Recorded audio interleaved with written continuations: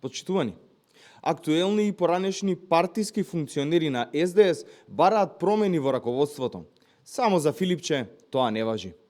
Веќе 2 недели по катастрофалните избори на кои СДС паднаа на 120.000 гласови и само 6 општини, партијата и натаму без никакви промени во врвот, а на Филипче тоа му одговара.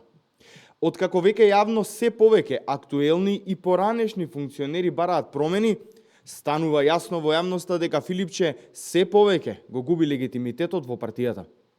Наместо да понесе одговорност за лошите резултати за кои тој лично е виновен, тој продолжува по старите познати чекори и не поднесува оставка.